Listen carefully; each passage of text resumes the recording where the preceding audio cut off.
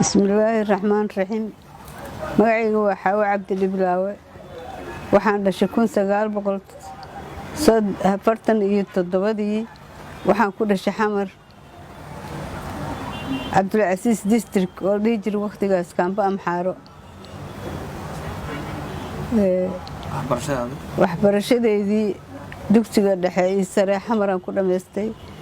1964 Agosto 28 waxaan helay anagoo 9 arday ah ayaa waxaan qaaday Soviet Union dawladda Ruushka oo hore kala furfuratay hadda waxayna sii marsiisay xudayda waan ugu dejisay iskaaladii koobaad ee ahayd ka bacdi cadan iskaaladii saddexaadna waxaan ku sameynay Qaahira ka bacdina waxaan galnay Soviet Union 7 sano ayaa noogu dhamaatay Soviet Union oo 64 tagay waxaan ka soo noqday 71 markii aan dhameeyay jaamacadda medicine-da oo waqtigaas aad u dhib badneed si loo dhameeyo ay sahlaneen intii baxdane markay dhameeyaanba ay dibadda sii aadayeen laakiin aniga qoyskayga aad igu baahnay daraadiis waan u soo laabtay iyo dalkayga iyo dadkayga oo jeclay waxaana ka bilaabay digfeer shaqo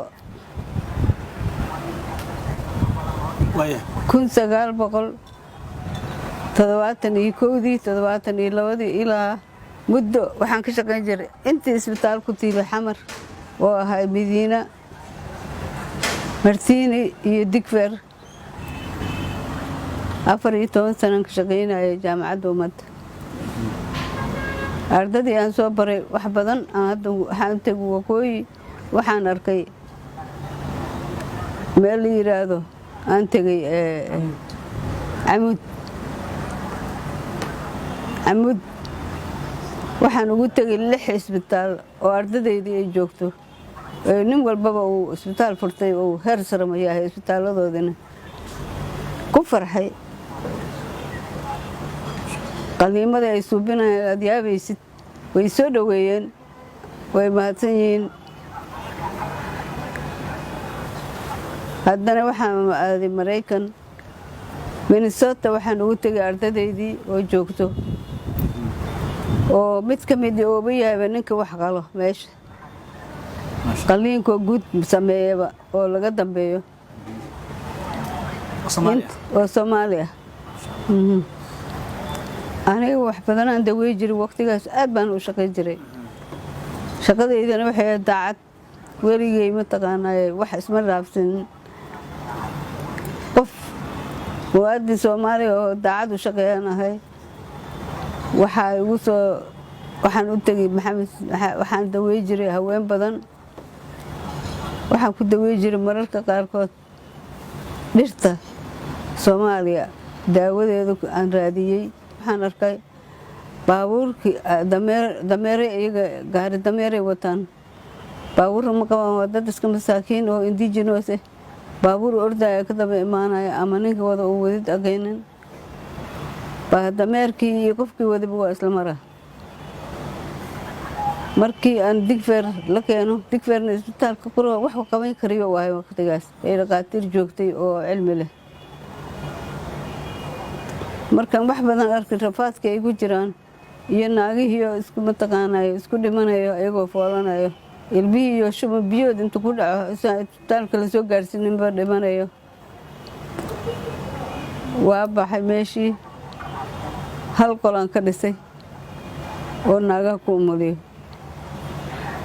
naagihii habeenkii jid male dhulkii waa hawd oo jid lahayn baabuur male naagihii markay fooshaan gaariyaashkoodii dameerkaygu igu keenayeen muddo dheer ma qaadanayso anigu hoostoodan dhigay bajaa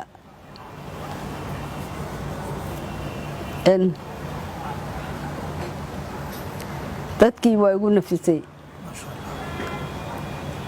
haddana waxaan samayn jiray in jimcooyinka iyo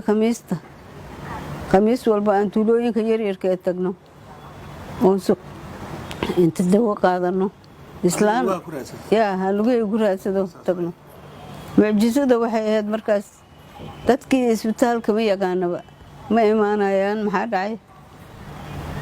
qofkii markii sakaraad noqotaa isbitaal loola soo cararaa qofkii waa iska dhimanaysaaba dadkii waxay aamineen qoftii markay dhimato waxay arkayaan isbitaalkii oo meyd laga soo bixinayo